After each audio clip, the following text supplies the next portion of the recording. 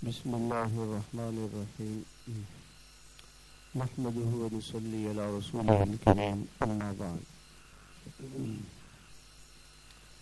جناب رسول اللہ صلی اللہ علیہ وسلم کی محبت ہر مسلمان کے دل میں ہے، اور کیسے پتہ چلے گا کہ ہماری محبت حضور صلی اللہ علیہ وسلم سے کتنی ہے؟ تو اس کا پتہ ایک تو درود شریف سے ایک تو پتہ سے چلے گا کہ ہمیں حضور صلی اللہ علیہ وسلم سے کتنی محبت ہے۔ تو درود شریف سے پتہ چلے گا کہ ہم درود شریف پر کتنا اہتمام کرتے ہیں۔ ہم میں سے ہر آدمی، ہر بھائی یہ سوچے، ہر بہن یہ سوچے کہ میں نے کتنی مرتبہ درود شریف پڑھ لیا ہے اس پورے ہفتے میں، کتنا وقت میں روزانہ درود شریف پڑھنے میں لگاتا ہوں۔ آپ علیہ الصلوۃ والسلام کی تو ہمارے اوپر بڑے احسانات ہیں، آپ کے احسان کا تو ہم سوچ بھی نہیں سکتے۔ آپ صلی اللہ علیہ وسلم جب اللہ تعالیٰ کے پاک دربار میں پہنچے اور معراج کے موقع پہ اللہ تعالیٰ کا دیدار ہوا، تو آپ نے اللہ کی تعریف فرمائی اور فرمایا التحیات للہ والصلوات والطیبات، کہ اللہ میری بدنی عبادتیں اور میری قولی عبادتیں، زبان کی عبادتیں اور مالی عبادتیں سب اللہ تعالیٰ کے لیے ہیں، میں سب کچھ اللہ کے لیے کر رہا ہوں۔ اللہ میں آپ کو خوش کرنا چاہتا ہوں، یہ آپ نے اللہ کے دربار میں تحیات پیش فرمائی۔ تو اللہ تعالیٰ کی طرف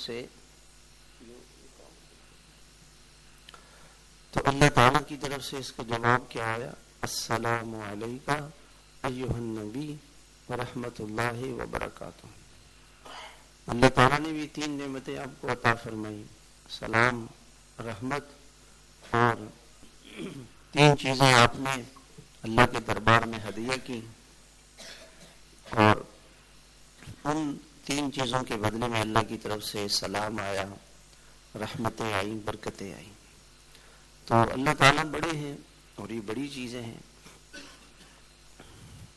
تو آپ صلی اللہ علیہ وسلم کو جواب میں یوں فرماتے ہیں وعلیہ السلام ورحمۃ اللہ وبرکاتہ، کہ اللہ آپ کی ساری رحمتیں، برکتیں اور آپ کی طرف سے جو سلامتی ہو۔ سلام کیا ہے؟ سلامتی یعنی ہر چیز ٹھیک رہے، صحت ٹھیک رہے، جوانی ٹھیک رہے اور کاروبار ٹھیک رہے، گھر اچھا رہے، ملازمت اچھی رہے، کوئی پریشانی نہ ہو، کوئی تکلیف نہ ہو، سلام اس کو کہتے ہیں۔ تو اللہ تعالیٰ نے آپ کو یہ نعمت عطا فرمائی، سلام کی، رحمت کی، برکت کی۔ تو آپ کو جوان کو یہ کہنا چاہیے تھا جواب میں کہ اے اللہ آپ کی ساری رحمتیں، ساری برکتیں اور ساری سلامتی میرے لیے ہے، مگر آپ نے جواب میں کیا فرمایا؟ السلام علینا وعلی عباد اللہ الصالحین۔ اے اللہ جو بھی قیامت تک میری امت آنے والی ہے اور اس میں جو نیک لوگ ہیں، ایمان والے ہیں، اے اللہ ان سب کو یہ سلام، یہ رحمتیں، یہ برکتیں پہنچ جائیں۔ یعنی جب انسان کسی بادشاہ کے پاس جاتا ہے، کسی بڑے کے پاس جاتا ہے تو وہ سب کو بھول جاتا ہے، وہ تو اپنے کام کے لیے جاتا ہے، اپنی ضرورت کے لیے جاتا ہے۔ مگر آپ اس وقت میں بھی جب اللہ تعالیٰ کا آپ کو قرب حاصل تھا اور اللہ تعالیٰ کی رحمتیں، اللہ تعالیٰ کا سلام، اللہ کی برکتیں آپ کو مل رہی تھیں، آپ نے اس میں اپنی امت کو بھی شریک کیا۔ یہ کتنا بڑا اللہ کا احسان ہے، کتنا بڑا اللہ کا احسان ہے۔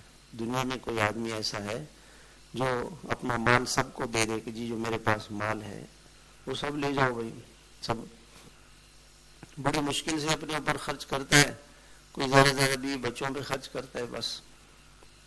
مگر اللہ کے نبی کو جو مقام ملا، جو مرتبہ ملا، جو شان اللہ کی طرف سے عطا کی گئی اور جو اللہ کا خاص قرب عطا کیا گیا، آپ نے اس قرب میں سب کو شریک کیا۔ یہ آپ کی امت کے ساتھ آپ کا احسان ہے اور امت پر آپ کا بہت بڑا احسان ہے، اس سے بڑا کیا احسان ہو سکتا ہے. اور پھر جو نماز ہمیں دی تو اس نماز میں روزانہ جب آدمی نماز پڑھتا ہے تو اس نماز کے اندر اس کا تصور کرتا ہے کہ میں اللہ کے اس دربار تک پہنچ گیا.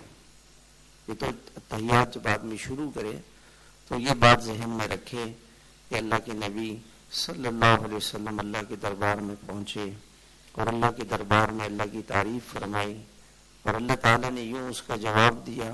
وہ تو اس لیے فرماتے ہیں کہ نماز مومن کی معراج ہے، وہ اللہ سے ملتا ہے، اللہ سے ملاقات کرتا ہے. یہ تو اس کی اللہ سے ملاقات ہوتی ہے، اللہ سے ملنا ہوتا ہے، اللہ کے دربار تک پہنچنا ہوتا ہے. تو نماز تو ہے، اسی لیے تو نماز دی تاکہ ہر مومن اللہ تک پہنچے. یہ کتنی بڑی اللہ کی رحمت ہو گئی. پھر آپ صلی اللہ علیہ وسلم کو اللہ تعالیٰ نے 50 نمازیں عطا فرمائی کہ یہ نماز کا تحفہ آپ لے جائیں، اور جب آپ کی امت میں سے کوئی اللہ پاک کے ساتھ ملنا چاہتا ہے، اللہ سے بات کرنا چاہتا ہے تو وہ نماز شروع کرے. اس کو اللہ کی ملاقات ہو جائے گی، اللہ کے دربار میں پہنچ جائے گا اور اللہ سے باتیں شروع ہو جائیں گی. چونکہ جب نمازی نماز شروع کرتا ہے تو اللہ تعالیٰ اس کے سامنے آ جاتے ہیں، اللہ کی رحمتیں اس پر بارش کی طرح سے برسنی شروع ہو جاتی ہے. عربی میں صلاۃ رحمت کو کہتے ہیں. نماز سراپا رحمت ہے، اللہ کی رحمتوں کو اتارنے کا بہت بڑا ذریعہ ہے. اللہ تعالیٰ کی رحمت کو کھینچنے کا بہت بڑا ذریعہ نماز ہے. تو آپ کو نماز دی گئی اور 50 نمازیں دی گئیں. آپ تو اس پہ بڑے خوش تھے کہ چلو میری امت ہر وقت اللہ کے ساتھ مشغول رہے گی. لیکن حضرت موسیٰ علیہ السلام نے درخواست کی کہ میری امت کو اللہ تعالیٰ نے نمازیں دی تھی اور میری امت اس کو پورا نہ کر سکے، تو پھر اللہ تعالیٰ ناراض نہ ہو جائے، اس لیے آپ اللہ سے کم کروائیں. تو 45 نمازیں کم ہو گئیں.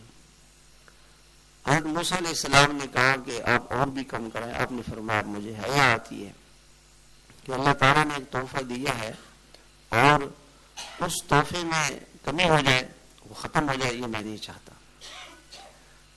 یعنی یقیناً آپ کو اس کا خیال ضرور آیا ہوگا، یہ میں اپنے الفاظ میں کہہ رہا ہوں کہ امت کی جو شفقت تھی، رحمت تھی کہ اللہ نے 50 نمازیں دی تھی اور ان 50 نمازوں پہ کیا اللہ کا قرب ملتا. اسی وجہ سے سب سے زیادہ بندے کو اللہ کا قرب نماز میں ملتا ہے، وہ بھی سجدے میں ملتا ہے. کوئی آدمی یہ دیکھنا چاہتا ہے نا کہ میں اللہ تعالیٰ سے کتنا قریب ہوں، تو اپنی سجدوں کو دیکھے کہ میرا وقت سجدوں میں کتنا گزرتا ہے اور میرا سجدہ کتنا لمبا ہے.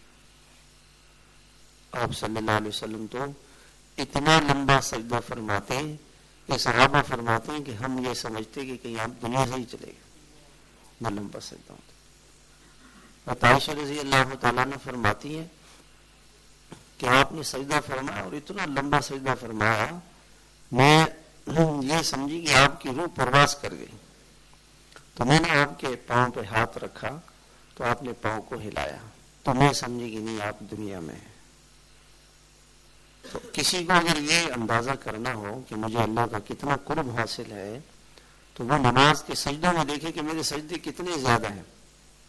اس لیے وہ ایک صحابی نے حضور صلی اللہ علیہ وسلم کی خدمت کی. آپ بڑے خوش ہوئے. آپ نے فرمایا کہ بھئی مجھ سے مانگو، کیا مانگنا چاہتے ہو؟ کہ رسول اللہ میں جنت میں آپ کا قرب چاہتا ہوں، آپ کا قرب چاہتا ہوں. دیکھیے وہ تو حضور صلی اللہ علیہ وسلم کے ساتھی تھے، آپ کے شاگرد تھے، آپ کی تربیت یافتہ تھے. تو انہوں نے کیا مانگا؟ پہلی چیز تو یہ مانگی اس ایک دعا میں کہ میں جنت میں آپ کا قرب چاہتا ہوں. یہ دعا مانگی. اچھا میرے جیسا کوئی آدمی ہوتا، اللہ ہمیں معاف فرمائے، ہم تو دنیا ہی کی کوئی چیز مانگتے، کوئی پلاٹ مل جائے، کوئی کاروبار مل جائے، کوئی دنیا میں مجھے کوئی MPA کی سیٹ مل جائے. ہماری تو لوگ اللہ والوں کے پاس جاتے ہیں اپنی دنیا کی دعا کرانے کے لیے کہ ہماری دنیا بن جائے، اسی نیت سے جاتے. اور کسی اللہ والے کو دیکھنا ہو نا کہ یہ کتنا بڑا اللہ والا ہے، تو وہ کہتے ہیں جی یہ ان کی دعائیں ہمارے حق میں قبول ہو رہی ہیں کہ نہیں، ان کے پاس جانے سے اگر ہمارا کاروبار بڑھ رہا ہے، ہمارے پاس پیسہ زیادہ آ رہا ہے، مال زیادہ آ رہا ہے، شہرت ہو رہی ہے، یہ اللہ والے ہیں، یہ اللہ، یہ پیمانہ ہے ہمارا، چونکہ ہم دنیا سامنے رکھ کر کے زندگی گزار رہے ہیں۔ تو اس صحابی نے حضور صلی اللہ علیہ وسلم سے کیا مانگا؟ پہلی چیز تو یہ مانگی کہ میرا خاتمہ ایمان پر ہو جائے۔ یہ کتنی بڑی بات ہے، اس دنیا کی سب سے بڑی دولت انسان کو کیا مل جائے کہ اس کا خاتمہ ایمان پر ہو جائے، یہ سب سے بڑی دولت ہے۔ دنیا کا ایک ذرہ اس کو نہیں ملا، مگر اس کا خاتمہ ایمان پر ہو گیا، اس سے بڑی کوئی چیز ہی نہیں، وہ مانگے۔ پھر اس کے بعد دوسری بات جنت مانگی، بھائی حضور صلی اللہ علیہ وسلم کا پڑوس جو ملے گا تو حضور صلی اللہ علیہ وسلم کا جو پڑوس ملے گا تو جنت میں ملے گا، تو جنت مانگی، ایمان پر خاتمہ مانگا، پھر جنت مانگی، اور پھر اس کے بعد جنت الفردوس مانگی، اور جنت الفردوس میں بھی حضور صلی اللہ علیہ وسلم کا پڑوس مانگا۔ کیا کچھ اللہ سے مانگ دیا۔ ہمیں کیا مانگنا چاہیے؟ کہا بھائی ہمیں کیا مانگنا چاہیے اللہ تعالیٰ سے؟ بھائی جی حضور صلی اللہ علیہ وسلم کا جنت میں پڑوس مانگنا چاہیے۔ یہ دعا میں یہ دعا کریں اللہ سے، یہ اپنی دعا میں اللہ سے کہیں کہ اللہ، سب کہیں اے اللہ جنت میں مجھے حضور صلی اللہ علیہ وسلم کا پڑوسی بنا دے۔ یہ دعا مانگے، یہ مانگنے کی چیز ہے۔ اگر آپ کا پڑوس ایک دن 2 دن کے لیے ملے گا، کب تک کے لیے ملے گا؟ ہمیشہ کے لیے ملے گا۔ اور اس سے بڑھ کر کے کوئی اللہ کے خزانہ میں نعمت ہے؟ ایسے لوگ تھے۔ تو اللہ کے نبی علیہ السلام خاموش ہو گئے، چونکہ اللہ کے نبی نے خود آفر کی تھی، ماں کو کیا مانگنا چاہتے ہیں؟ پھر آپ نے فرمایا کہ چلو اچھا، میری مدد کرنا سجدوں کی کثرت سے۔ یہ اشارہ کیا ہے کہ جو شخص یہ چاہتا ہے کہ اس کو اللہ کے نبی کا قرب مل جائے آخرت میں، وہ سجدے کیا کرے؟ کثرت سے کرے، تہجد بھی پڑھے، فرض نماز بھی پڑھے، نوافل بھی پڑھے۔ ہاں ہم وہ جو ظہر کی نفل ہے نا وہ گول کر دیتے ہیں، وقت نہیں ہمارے پاس، وقت نہیں، کبھی وقت نہیں ملتا، سنتیں بھی آگے پیچھے کر دیتے ہیں، کبھی اشراق آگے پیچھے کر دیتے ہیں، کبھی اوابین چاشت آگے پیچھے کر دیتے ہیں۔ تو ہمارے پاس تو وقت نہیں ہے نا، ہم چونکہ ہمارا مقصد کچھ اور ہے، اور ان کا مقصود اللہ کا قرب تھا، اللہ کا تعلق تھا، تو اللہ کے نبی نے ایک بہت بڑا ذریعہ اللہ کا قرب حاصل ہو جائے آخرت میں، اس کے لیے دنیا میں سجدوں کی کثرت ہے۔ اب ہم دیکھیں گے ہمیں اللہ تعالیٰ کتنے سجدوں کی توفیق دیتے ہیں، اور ہمارا سجدہ کتنا لمبا ہوتا ہے۔ تو اللہ کے سامنے زیادہ کھڑا ہوگا تو اللہ اس کو مخلوق کے سامنے نہیں کھڑا کریں، اللہ اس کو مخلوق کے سامنے نہیں کھڑا کریں، اللہ کے سامنے زیادہ دیر تک کھڑا ہونا سیکھ لیں۔ تو میں عرض کر رہا تھا کہ نماز ملی، یہ اللہ کا اتنا بڑا احسان، تو یقیناً آپ کو یہ خیال ہوا ہوگا کہ اتنا اللہ کے قرب کا ایک عمل تھا اور وہ 50 سے 5 ہو گئے۔ تو اللہ پاک نے یہ امت کی شفقت تھی، امت کی محبت تھی، اللہ پاک نے فرمایا کہ محبوب آپ غم نہ فرمائیں، میں یہ پڑھیں گے 5 اور ثواب کتنے دوں گا؟ 50۔ اللہ ایسی رحمت ہے، اللہ ایسے اللہ تعالیٰ، یہ اللہ یہ نعمت اللہ تعالیٰ نے صرف اس امت کو عطا کی۔ 100 لاکھ نبیوں کی امتیں آئیں، ان پر یہ رحم نہیں ہوا، تو جس محبوب کے واسطے سے ہمیں یہ نعمت ملی ہو، وہ محبوب اللہ کتنے مقرب ہیں، کتنا بڑا اللہ کے نبی کا یہی احسان ہمارے لیے، یہ ایک احسان ہمارے لیے کافی ہے، چاہے کہ آپ کے ہزاروں احسان ہیں، لاکھوں احسان ہیں۔ پھر اللہ کے نبی صلی اللہ علیہ وسلم نے اللہ تعالیٰ سے درخواست کی،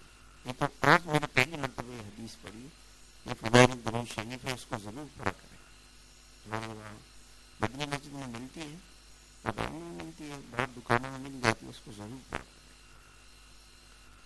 میں نے حدیث پہلی مرتبہ پڑھی کہ آپ صلی اللہ علیہ وسلم نے اللہ سے درخواست کی کہ اللہ آپ جو میرے اوپر درود شریف پڑھیں، اور درود شریف دعا ہے کہ اللہ اپنے نبی پہ رحمتیں نازل فرما، تو اللہ اس کا بدلہ آپ اس بندے کو دنیا میں دے دیں، اس پر بھی اپنی رحمتیں نازل فرمائے۔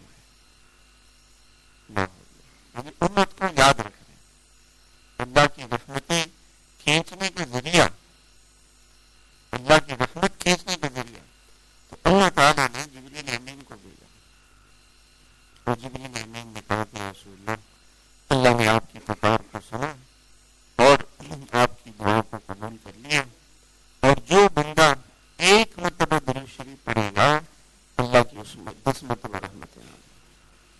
آپ نے تو ایک رحمت مانگی تھی، اللہ نے 10 دے دی۔ کیسی اللہ کی رحمتیں ہیں، کیسے اللہ تعالیٰ کا فضل ہے۔ اللہ کی رحمتیں کھینچنے کا بڑا ذریعہ حضور صلی اللہ علیہ وسلم کی سنتیں ہیں اور آپ کا درود شریف ہے۔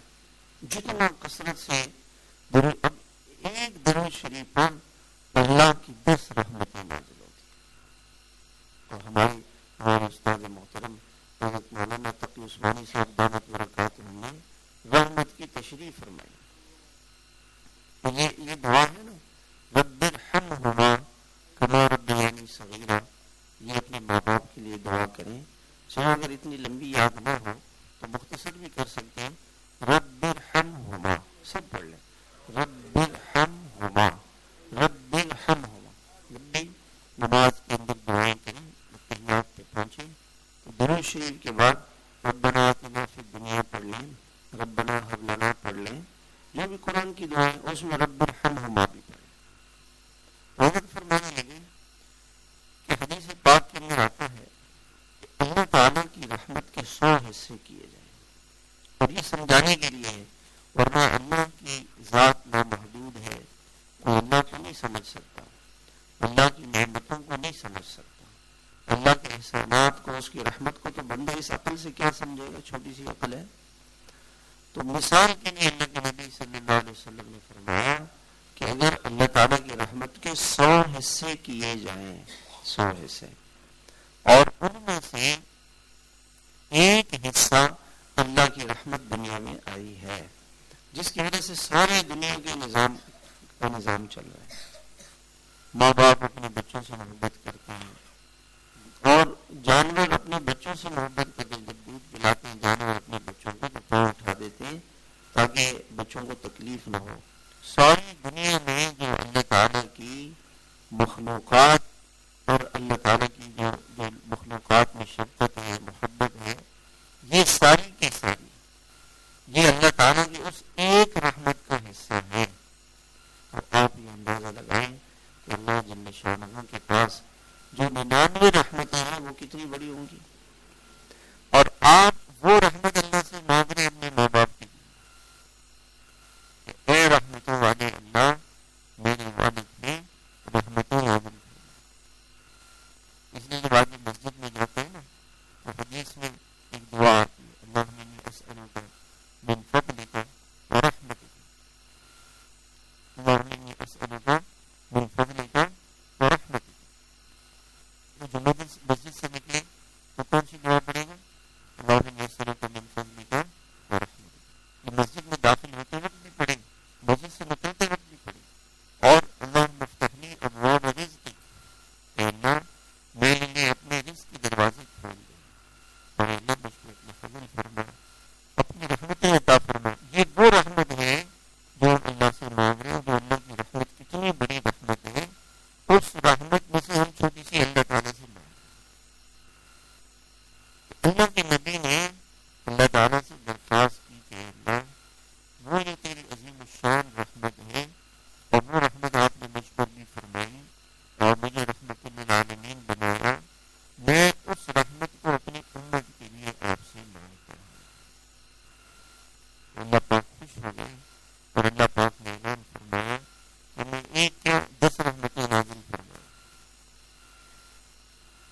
سوچتے رہتے ہیں کہ حضور صلی اللہ علیہ وسلم کو ہمیں کسی موقع پر نہیں بھولنا، ہمیشہ آپ نے ہمیں یاد رکھا ہے اور آپ کی برکت سے اتنے بڑے بڑے انعامات ہمیں ملے ہیں، مگر آج مسلمان ان کو شادیوں میں بھول گئے، شادیوں میں بھول گئے۔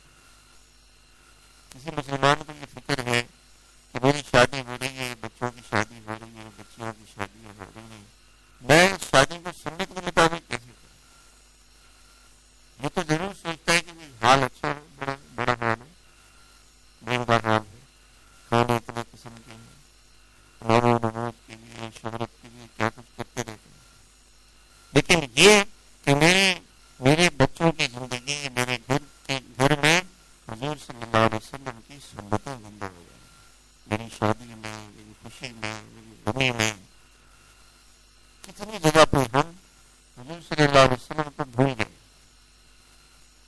میری جوانی ایسی ہے کہ اللہ کے رسول علیہ السلام کی جوانی کی طرح سے میری جوانی گزر جائے، کیسی پاک جوانی تھی آپ، کیسی پاک دامنی والی جوانی تھی، کیسی حیا والی جوانی تھی۔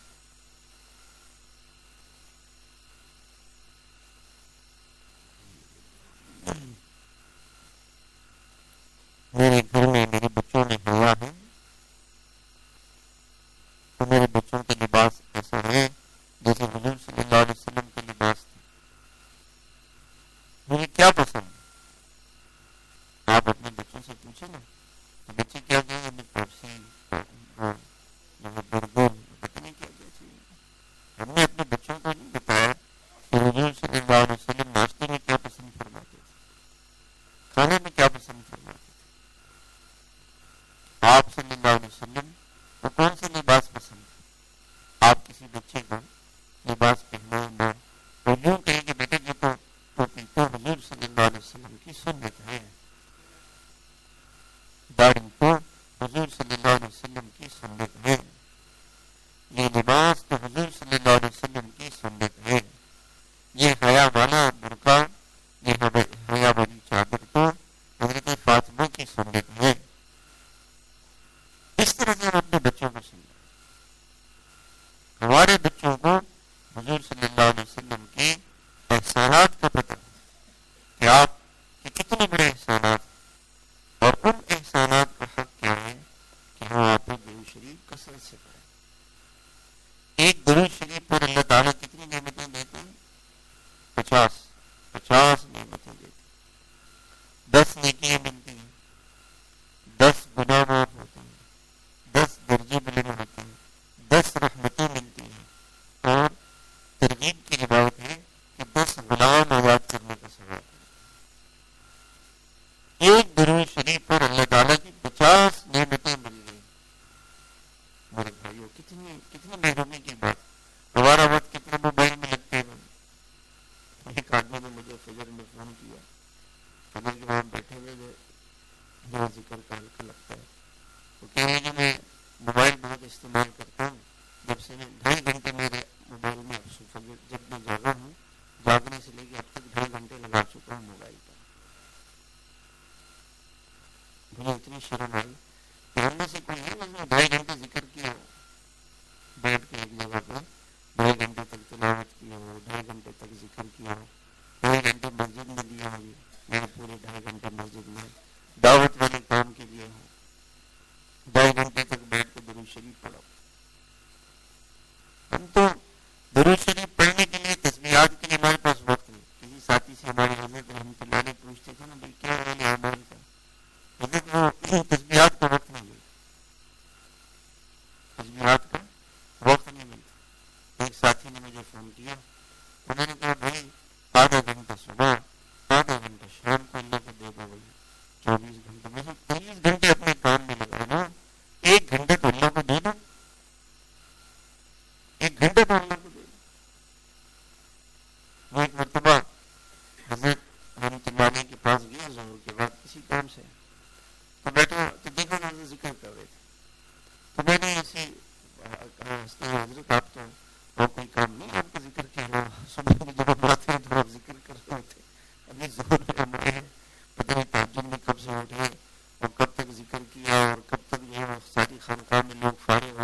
پتہ نہیں کچھ آرام کتنا کیا ہوگا زور کے بعد پھر ذکر کرنے لگے. کہنے لگے بھائی کیا کروں, بس وہ پورا نہیں ہوا تھا تو میں نے کہا چلو جی یہ پہلے پورا کر لو, باقی کام بعد میں کر لو. عشق کی بات راون میں جوڑ تھا پرانا کا, تو ہماری تشکیل ہوگی حضرت کے ساتھ.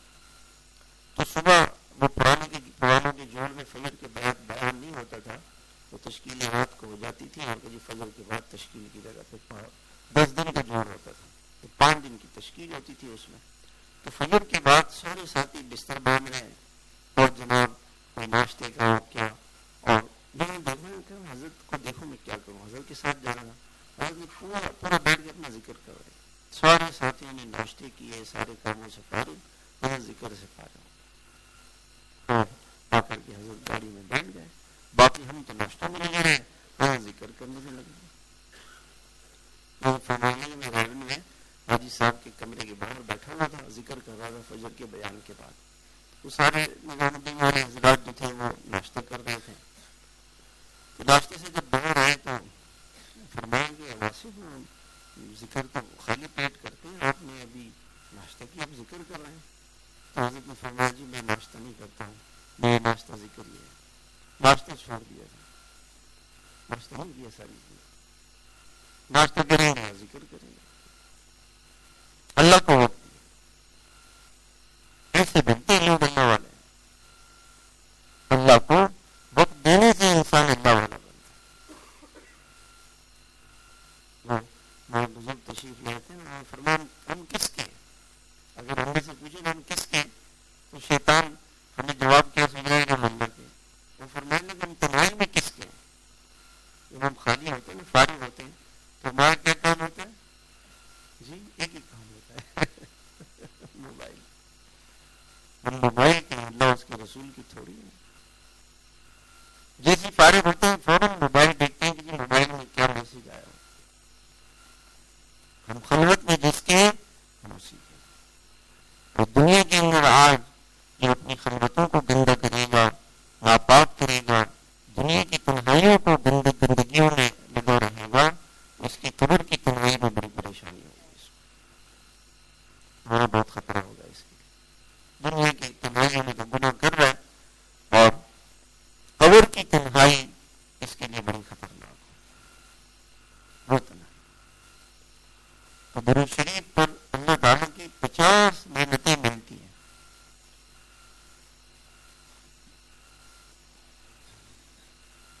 حضرت عبداللہ بن مسعود رضی اللہ تعالیٰ عنہ فرماتے ہیں کہ رسول اللہ صلی اللہ علیہ وسلم نے فرمایا, بلا شک قیامت کے دن لوگوں میں سب سے زیادہ مجھ سے قریب وہ شخص ہوگا جو سب سے زیادہ مجھ پر درود شریف بھیجے, کثرت سے درود شریف پڑھے. اور میں عرض کیا تھا کہ ہمارے مشائخ یہ فرماتے ہیں کہ 300 مرتبہ درود شریف, کثرت سے درود شریف پڑھنے والا. اب میں آپ کو یعنی 300 مرتبہ اگر آپ صلی اللہ علیہ وسلم پڑھ لیں, صرف صلی اللہ علیہ وسلم پڑھ لیں, کتنی دیر لگے گی؟ میں 10 منٹ لگے گا. 24 گھنٹے میں 10 منٹ درود شریف کو دینے پر قیامت کے دن حضور صلی اللہ علیہ وسلم کا قرب نصیب ہونا, اس سے بڑھ کے کیا بات ہے. وہ کتنی مشکلات کا وقت ہوگا, 50,000 سال کا ایک دن ہوگا, اور اللہ تعالیٰ ناراض ہوں گے, غصہ ہوں گے, اور اللہ کا غضب ہوگا, جہنم چیخ رہی ہوگی کہ اللہ اپنے مجرموں کو بھیجے تاکہ میں ان کو سزا دوں جنہوں نے تیری زمین پر تیری نافرمانی کی. اللہ کا عرش سامنے ہوگا, جنت انبیاء علیہ السلام اللہ تعالیٰ سے فرمائیں گے, جب لوگ حساب کتاب نہیں شروع ہوگا, لوگ نبیوں کے پاس جائیں گے, وہ فرمائیں گے کہ ہم اللہ سے بات نہیں کر سکتے. صرف سفارش کرنے والے, شفاعت کرنے والے اللہ کے رسول علیہ الصلوۃ والسلام ہوں گے, اور ان کا قرب کسی کو نصیب ہو جائے, قریب ہوں گے تو سفارش کریں گے, دور سے کیسے کریں گے سفارش. اور اس کے لیے درود شریف اپنے نسلوں کے لیے, آج کے لوگ کیا کہتے ہیں جی میں اپنے بچوں کے لیے کروا رہا ہوں, ان کے پاس گاڑیاں ہوں, ان کے پاس وہ خوشی کے ساتھ دنیا کی زندگی میں سکون ان کو مل جائے, اور میرے بچوں کو قیامت کے دن حضور صلی اللہ علیہ وسلم کا پڑوس مل جائے. میں کتنا اپنے گھر میں پوچھتا ہوں کہ میں سارے گھر والے 300 مرتبہ درود شریف کو اپنی زندگی کا معمول بنا فجر سے شروع کر دیں، صبح اٹھ جائے 300 مرتبہ درود شریف پڑھیں، پھر باقی کام کریں۔ ایک مرتبہ میں نے حضرت سے کہا کہ حضرت ذکر کے لیے وقت نہیں مل پاتا، تو مسکرائے، فرمایا کہ پہلے ذکر کر لو پھر کام کر لو، تو ہم بعد میں کریں، ذکر پہلے کر لو تو وقت مل جائے گا۔ ہم نے کاموں کو پہلے کیا ہے، ذکر کو بعد میں کیا ہے، ترتیب بدل لو۔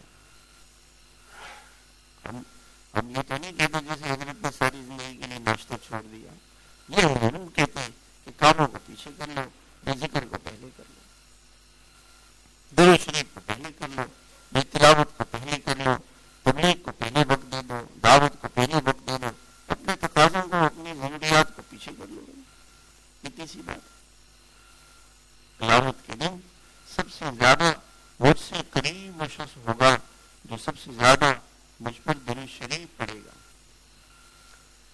اور دوسری حدیث میں ہے کہ ہر موقع پر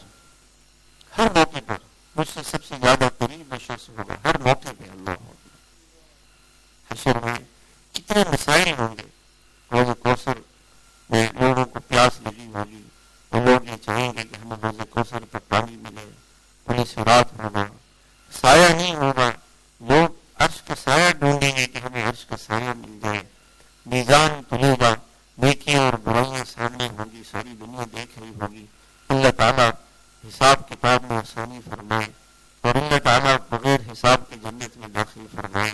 یہ سارے کتنی مشکلات کے مرحلے ہوں گے، سارے مرحلوں میں جو حضور صلی اللہ علیہ وسلم سے سب سے زیادہ قریب ہوگا یہ وہ شخص ہوگا جو کثرت سے درود شریف پڑھنے والا ہے۔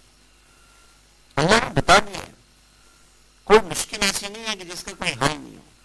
کتنی مشکلات ہوں گی قیامت کے دن، اور ان ساری مشکلات کا حل اللہ کے نبی صلی اللہ علیہ وسلم نے ہمیں بتا دیا۔ ایک حدیث میں آتا ہے کہ مجھ پر درود شریف بھیجنا قیامت کے دن پل صراط کے اندھیرے میں نور ہے۔ قیامت کے دن پل صراط اندھیرے پر ہوگی، جہنم کا اندھیرا ہوگا، نیچے دوزخ کا اندھیرا ہوگا، اور اس کے اوپر سے لوگ گزریں گے، تو پل صراط کے اندھیرے میں نور جو مجھ پر درود شریف بھیجے گا، قیامت کے دن پل صراط کے اندھیرے میں نور ہوگا۔ مجھے یہ چاہے کہ اس کے اعمال بڑے ترازو میں کریں، مجھ پہ کثرت سے درود شریف بھیجا کریں۔ اعمال بڑے ترازو میں اس وقت تولے جائیں گے جب زیادہ ہوں، تو درود شریف کی کثرت سے اللہ تعالیٰ نے کیا زیادہ کر دیں، چونکہ ایک درود شریف پہ 50 نعمتیں مل رہی ہیں، تو نیکیاں زیادہ ہو گئی۔ اور ایک حدیث میں ہے سب سے زیادہ نجات والا قیامت کے دن اس کے ہونوں سے اور اس کے مقامات سے وہ شخص ہوگا جو دنیا میں سب سے زیادہ مجھ پر درود شریف بھیجتا ہو۔ حدیث پاک کے اندر آتا ہے کہ لوگ پسینے میں ڈوبے ہوں گے، کوئی اپنے گناہوں کے بقدر، کسی کا پسینہ ٹخنوں تک، کسی کا پسینہ گھٹنوں تک، اور کسی کا پسینہ ناف تک، اور کسی کا پسینہ منہ کو آ رہا ہوگا، جیسے جانور کے منہ میں لگام ڈال دیتے ہیں، وہ کانوں تک اور منہ تک پسینہ میں ڈوبا ہوا۔ اور اس وقت حضور پاک علیہ السلام کام آ گئے، کیا بات ہے، اس کو کبھی ہم تنہائی میں بیٹھ کر اپنی آخرت کو سوچیے، اپنی قبر کو سوچیے، قبر کو سوچیے۔ حضرت بہلول رحمۃ اللہ علیہ نے قبر بنائی ہوئی تھی اپنی، رات کو جا کے اس قبر میں لیٹتے ہیں اور اپنے سے کہتے ہیں بہلول کچھ دنوں کا مہمان ہے، پھر اسی قبر میں، اسی طرح کی قبر میں لٹائے جاؤ، اور روتے رہتے تھے کہ میں نے کیا کیا اس قبر کے لیے، میں نے اس قبر کے لیے کیا کیا، اور اٹھ کے عمل شروع کر دیا۔ ہم ایک اللہ والے کے پاس گئے، سوات میں ہم نے پوچھا یہاں کون ہے سب سے بڑا اللہ والا، وہاں کے اوپر پہاڑی پہ رہتے، پہاڑی پہ ہم چڑھ نہیں سکتے، تو انہوں نے کہا کہ جی یہاں گاڑیاں بھی نہیں چل سکتی ہیں، ایک خاص قسم کا رکشہ ہے، اور وہ ایک رکشے والا، ایک دو رکشے، وہ اور کوئی چڑھ نہیں سکتا۔ تو 1-2 گھنٹے ہم نے انتظار کیا، پھر بڑی مشکل سے ہم اوپر چڑھے۔ اوپر ہم چڑھے تو سارا سوات ہمیں نیچے نظر آ رہا تھا۔ ہم صلی اللہ علیہ کے پاس ہم گئے انہوں نے کہا کہ وہ اگر کوئی قسم اٹھائے کہ قاری صاحب سو رہے ہیں یا قرآن پڑھ رہے ہیں تو یہ جھوٹ نہیں ہوگا کہ صرف سوتے وقت وہ قرآن شریف نہیں پڑھتے اور بس جاگیں تو پھر قرآن پڑھنا شروع کر دیتے ہیں. ہاں اللہ وضو استنجا نماز بھی تو ہے. تو جب ہم گئے تو قاری صاحب قرآن میں مشغول تھے تو کہا کہ صرف آپ بات کریں گے السلام علیکم وعلیکم السلام الحمدللہ کیسی طبیعت الحمدللہ, خود بات نہیں کریں گے, آپ نے کوئی بات کرنی ہے الحمدللہ الحمدللہ اللہ کا نام لیں گے اور 2-3 منٹ کے بعد پھر کہیں گے جی مجھے قرآن شریف پڑھنا ہے بس, تو زیادہ بات نہیں کریں. ہم بڑے حیران ہوئے جی اتنا کثرت سے تلاوت کیسے کرتے ہیں. تو ان کے بیٹے ہمیں لے گئے, مسجد کے باہر قبرستان تھا بالکل مسجد کے کنارے میں, اور مسجد کے ساتھ ہی ایک قبر تھی, وہ ہمیں لے گئے اور اس قبر آدھی بند تھی آدھی کھلی ہوئی تھی کہ یہ قاری صاحب رات کو عشاء کے بعد آ کے اس قبر میں لیٹتے ہیں اور اپنے سے کہتے ہیں کہ دیکھو چند دنوں کا تو مہمان ہے. تو اس کے بعد ساری رات تلاوت کرتے رہتے ہیں. اپنی تربیت کے لیے ایسا کرتے ہیں.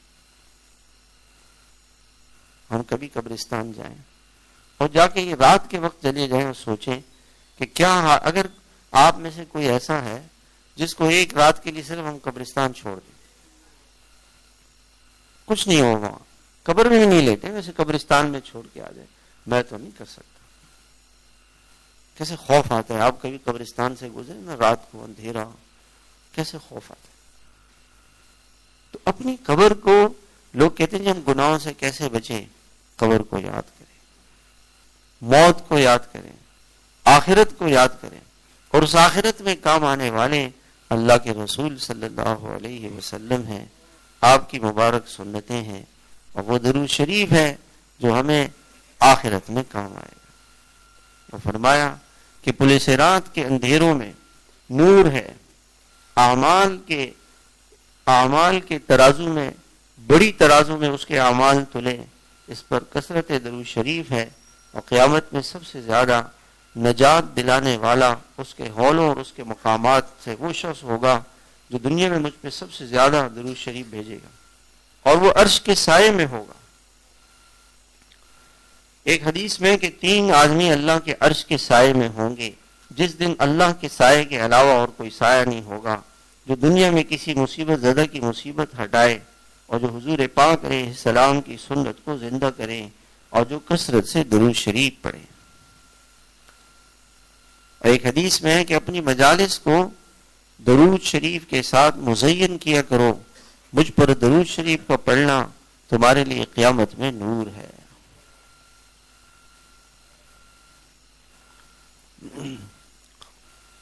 ایک حدیث میں جو کوئی روزانہ 100 مرتبہ درود شریف بھیجے اللہ تعالیٰ اس کی 100 حاجتیں پوری فرماتے ہیں. 100 حاجتیں, 30 دنیا کی اور 70 آخرت کی. 70 آخرت کی. اور آپ علیہ السلام نے فرمایا کہ اللہ تعالیٰ نے کہ فرشتے ہیں جو زمین میں پھرتے رہتے ہیں اور میری امت کی طرف سے مجھے سلام پہنچاتے ہیں. یعنی کوئی بھی درود شریف پڑھ لیں, ہم سب پڑھیں اللہم صلی علی محمد وعلی آل محمد.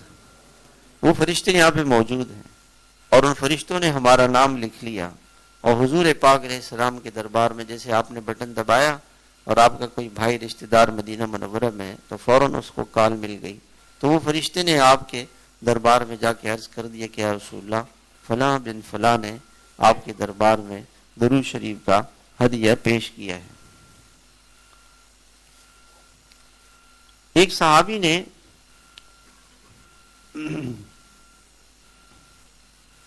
حضور صلی اللہ علیہ وسلم سے پوچھا کہ یا رسول اللہ میں آپ پر کتنا درود شریف پڑھوں. میں نے کچھ وقت جو ہے وہ آپ صلی اللہ علیہ وسلم پر درود شریف کچھ وقت میں نے ذکر کے لیے دعاؤں کے لیے میں نے کچھ وقت رکھا ہے, تو وہ میں جو وقت ہے کچھ وقت میں نے اپنے لیے دعاؤں کے لیے مقرر کیا ہے, اور میں یہ چاہتا ہوں کہ میں اس وقت میں درود شریف پڑھوں, تو کتنا وقت پڑھوں. تو آپ علیہ الصلوۃ والسلام نے فرمایا کہ 1/3. کہ یا رسول اللہ اور اگر اس سے زیادہ کرو گے تو خیر ہوگی. کہا نصف کر دوں. فرمایا کہ اگر اس سے زیادہ کرو گے تو اور خیر ہوگی. کہا 2/3 وقت کر دوں. آپ نے فرمایا اس سے زیادہ کروں. فرمایا کہ اچھا یا رسول اللہ، اگر میں جو وقت میں نے دعا کے لیے مقرر کیا ہے وہ سارا درود شریف پڑھنے میں گزار دوں، تو آپ نے فرمایا اذن تکفا ہمک ویکفر لک ذنبک، اللہ تیرے سارے غموں کی کفایت کر جائیں گے، تیرے سارے غموں کو تجھ سے ہٹا دیں گے اور تیرے گناہوں کو معاف کر دیں گے۔ کتنی بڑی بات ہے۔ جیسے ایک آدمی چاہتا ہے کہ جی 2 گھنٹے میں دعاؤں میں لگوں، تو اس 2 گھنٹے کو درود شریف میں لگا دیں۔ اور یہ جو جیسے حدیث پاک کے اندر آتا ہے کہ جو شخص، جیسے حدیث میں آتا ہے کہ جو شخص اللہ کا ذکر کرے اور ذکر کی کثرت کی وجہ سے اس کو دعا مانگنے کا موقع نہ ملے، تو اللہ جل شانہ فرماتے ہیں میں اس شخص کو دعا مانگنے والوں سے زیادہ دوں گا۔ ایک شخص دعا کر رہا ہے اور ایک شخص ذکر کر رہا ہے، اس ذکر کرنے والے کو اللہ تعالیٰ، جیسے حدیث کے اندر آتا ہے ایک شخص پیسے دے رہا ہے، لوگوں کو تقسیم کر رہا ہے، اور ایک شخص ذکر کر رہا ہے، تو ذکر کرنے والا اس پیسے صدقہ کرنے والے سے افضل ہے۔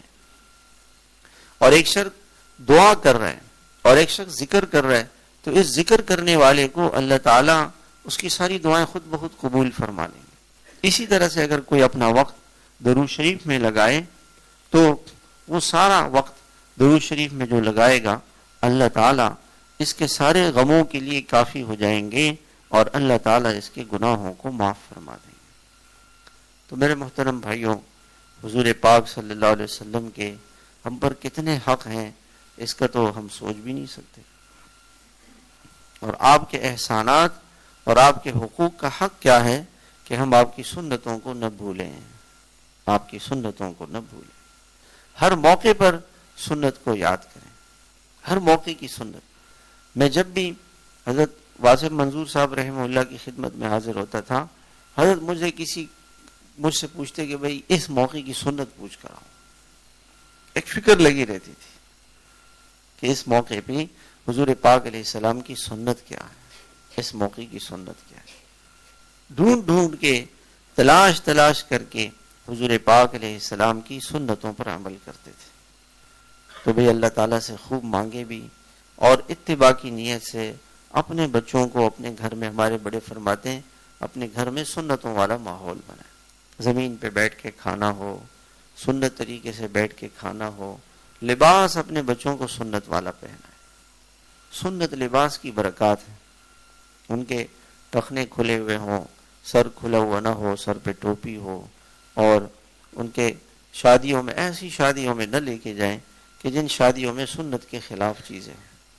ہم نے بچی کو لے کے گئے ایسی شادی میں جہاں بے پردگی تھی، اب بچے تو خوش ہوں گے لیکن وہاں سے بے پردگی لے کر آئے گی، وہاں سے وہ گند لے کر آ جائے گی۔ سنتوں کا اہتمام، ہر سنت کا اہتمام، ہر موقع کی سنت کیا ہے، اور حضور پاک صلی اللہ علیہ وسلم کی سنت کی آپ کی ساری برکتیں اللہ تعالیٰ نے آپ کی سنتوں میں رکھی ہیں، آپ کی ساری برکتیں۔ آپ صلی اللہ علیہ وسلم کا زمانہ تھا، ایک عورت آپ کے لیے گھی لے کر آئی، آپ نے اس میں سے گھی لے لیا اور تھوڑا سا گھی چھوڑ دیا اور فرمایا کہ اس کو لے جاؤ، اللہ برکت دے۔ وہ لے کر آ گئی، جب گھر میں آئیں تو دیکھا کہ وہ برتن پورا گھی سے بھرا ہوا ہے، تو وہ واپس آئی کہ رسول اللہ میں تو آپ کو ہدیہ پیش کیا تھا، آپ نے مجھے واپس کر دیا۔ آپ نے فرمایا نہیں میں نے تو لیا تھا۔ کہ رسول اللہ یہ تو بھرا ہوا ہے، کہ اللہ نے برکت دے دی ہے، جاؤ استعمال کرو، اس کو کھاؤ۔ وہ صحابیہ فرماتی ہیں کہ حضور صلی اللہ علیہ وسلم کے زمانے میں کھاتی رہی، پھر حضرت ابوبکر رضی اللہ عنہ کے زمانے میں، پھر حضرت عمر، پھر حضرت عثمان، پھر حضرت علی، پھر حضرت معاویہ رضی اللہ تعالیٰ عنہم کے زمانے تک۔ سن 60 میں ہجری میں 10 میں حضور پاک علیہ السلام کا وصال ہوا، اور سن 60 ہجری میں 50 سال کے بعد حضرت معاویہ کا وصال ہوا۔ یہ 50 سال تک وہ اس برتن سے گھی کھاتی رہیں، وہ ختم نہیں ہو، ایسی برکتیں تھیں۔ میرے محترم بھائیوں، آج برکتیں زندگیوں سے کیوں نکل گئیں؟ سنتیں چلے گئی۔ ایک اللہ والے تھے تو لوگوں نے ان سے کہا حضرت آپ ہمارے گھر آئیں، برکتیں آئیں گی۔ فرمانے لگے بھائی سارے دنیا کے بزرگوں کو نا اپنے گھر لے آؤ، اور سب سے بڑے بزرگ جناب رسول اللہ صلی اللہ علیہ وسلم کی سنتوں کو گھر سے نکال دو، کبھی برکت نہیں آئے، اور کسی بزرگ کو نہیں لاؤ اپنے گھر، اور سب سے بڑے بزرگ جناب رسول اللہ صلی اللہ علیہ وسلم کی سنتوں کو اپنے گھر میں لے، برکتیں آ جائیں۔ برکت لانے کا طریقہ سنت، دائیں ہاتھ سے دینا، دائیں ہاتھ سے لینا، دائیں ہاتھ سے داخل ہونا، دائیں ہاتھ پہ چلنا، سیڑھیوں میں چلنا دائیں ہاتھ پہ، راستے میں دائیں ہاتھ پہ، راستے میں نظریں جھکا کے چلنا۔ ساتھی یہ پوچھتے ہیں جی آنکھ کی حفاظت کیسے کریں؟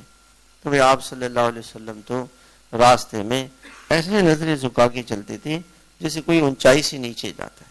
اگر اونچائی سے آدمی نیچے جا رہا ہو تو اس کی نگاہیں کہاں ہوتی ہیں؟ قدموں پہ ہوتی ہیں۔ اور حضرت شیخ الحدیث رحمۃ اللہ علیہ فرماتے ہیں کہ میں برسوں اپنے چچا حضرت مولانا الیاس رحمہ اللہ کے ساتھ رہا، برسوں رہا۔ وہ فرماتے ہیں کہ میں نے بڑے غور سے دیکھتا تھا کہ جب حضرت بازار سے گزرتے تھے، لا یلتفت یمینا ولا شمالا، فرمایا کہ جو حضور صلی اللہ علیہ وسلم کی سنت تھی کہ آپ راستے میں دائیں بائیں نہیں دیکھتے تھے، نیچے دیکھتے تھے، ایسے نیچے دیکھ کے چلتے تھے، نیچے دیکھ کے چلتے تھے۔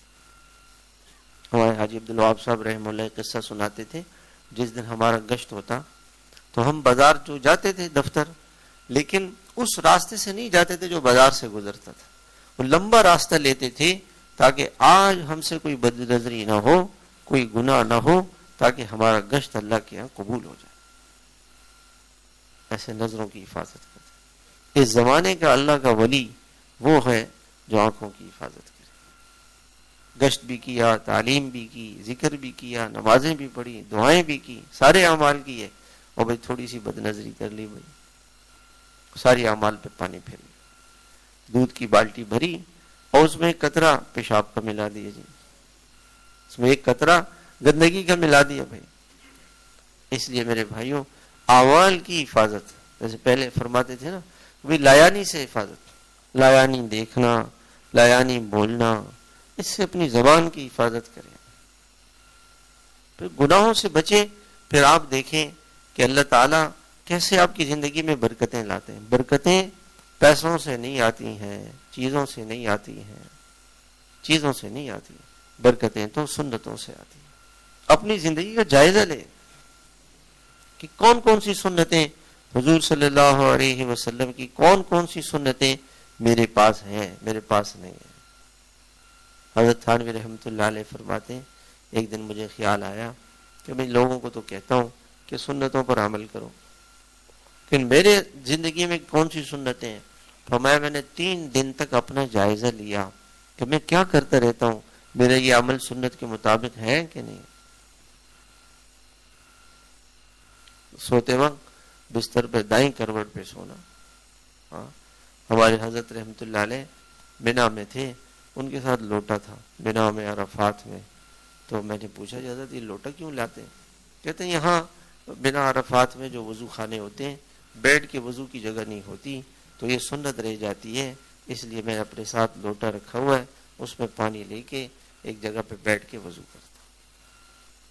کسی گھر میں جاتے تھے، حضرت فرماتے تھے کروڑوں کا گھر بنایا، بیٹھ کے وضو کرنے کی جگہ ہی نہیں ہے،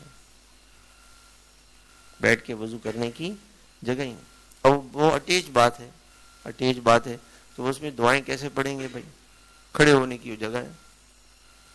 تو بھائی ہم نے بزرگ سے سیکھا، انہوں نے اپنے واش روم میں پردہ لگا دیا، تو اس طرف پردہ لگایا اور پردے سے اس طرف واش روم ہے، اور پردے سے اس طرف جو ہے وہ بیٹھنے کے لیے ایک وہ پٹرا رکھ لیا، اور لوٹے میں پانی لے لیا اور اس قبلے کی طرف رخ کر لیا۔ تو اسی واش روم میں جو نہانے کی جگہ تھی اس جگہ پہ پردہ لگا دیا۔ جب آپ پردے سے باہر آ گئے تو واش روم سے باہر آ گئے، تو باہر آ کے انہوں نے وہ بیٹھ کے نیچے پٹرا رکھا اور لوٹا رکھا اور اس سے وضو کیا تاکہ میرا وضو سنت کے مطابق ہو جائے۔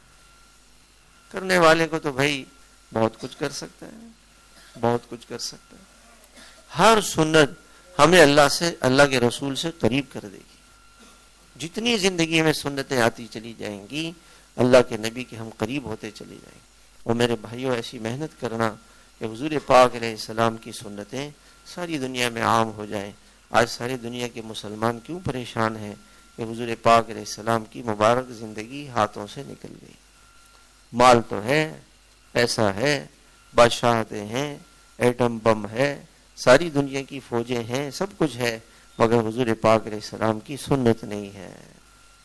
سنت نہیں. وہ صحابہ کرام فتح نہیں ہو رہی تھی تو سارے صحابہ نے سوچا، اپنے امیر سے کہا کہ فتح نہیں ہو رہی ہے. امیر نے یہ نہیں کہا کہ پیسے نہیں ہیں ہمارے پاس، ہتھیار نہیں ہے، کہ دیکھو کون سی سنت رہ گئی.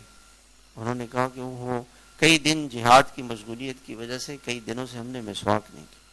اب جو درختوں کی طرف دوڑے اور مسواکیں کاٹی اور دانتوں کو مسواکوں سے صاف کرنا شروع کیا تو اللہ تعالیٰ نے دشمن پر اتنا روب ڈال دیا، وہ بھاگ گیا کہ یہ تو ہمیں کچا کھانے کے لیے تیاری کر رہے ہیں. دشمن پر جو روب پڑے گا وہ حضور پاک علیہ السلام کی سنتوں سے پڑے گا. حضرت مولانا جمشید صاحب رحم اللہ فرمانے لگے، ایک پادری آیا مسلمان ہو اور حضرت مولانا سے کہنے لگا، مولانا یہ جو مسلمان کا امامہ ہے نا اور سفید لباس ہے، اس کے اندر اتنی طاقت ہے اور اس کے اندر اتنی زبردست خوفناک یہ وہ ہے کہ ہم دیکھتے ہی خوف آتا ہے. مسلمان کو دیکھتے ہی ہمیں خوف آتا ہے. وہ ہم سفر کر رہے تھے، ہماری جماعت کے ساتھی تھے 7-8، وہ سارے ساتھیوں نے پگڑیاں، ٹوپیاں، داڑیاں. تو وہ جب ہم نماز کے لیے جانے لگے جہاز میں، سارے بچے رونے لگے، سارے بچے. اللہ تعالیٰ نے وہ کافروں کے بچے تھے، روب ان کے اوپر طاری کر دیا. سنتوں کا روب ہے، سنتوں کا روب. تو میرے بھائیو، ہم درود شریف جیسے میں نے عرض کیا کہ 300 مرتبہ درود شریف روزانہ پڑھیں، 300 مرتبہ اس کا اہتمام کریں. اللہ تعالیٰ ہمیں عمل کی توفیق عطا فرمائے، اس کو اپنی زندگی کا معمول بنا لیں. اپنے گھروں میں وہ دانے رکھیں، وہ کھجوروں کے دانے، کھجوروں کی گٹھلیاں، اور گھر والوں کو لے کے بیٹھیں. گھر والے عصر سے مغرب درود شریف پڑھیں، جمعے کے دن درود شریف پڑھیں. اللہ تعالیٰ اس کی برکات عطا فرمائیں گے. اللہ ہم سب کو عمل کی توفیق عطا فرمائے. تھوڑی دیر درود شریف پڑھ لیتے ہیں، اور درود شریف اس طرح سے پڑھیں، آنکھیں بند کریں اور یہ تصور کریں کہ میں مدینہ پاک میں حاضر ہو گیا ہوں. اللہ تعالیٰ نے مجھے حاضری کا موقع دے دیا، میں مدینہ منورہ پہنچ گیا اور میں مسجد نبوی میں آپ کے بارگاہ اقدس میں داخل ہو گیا.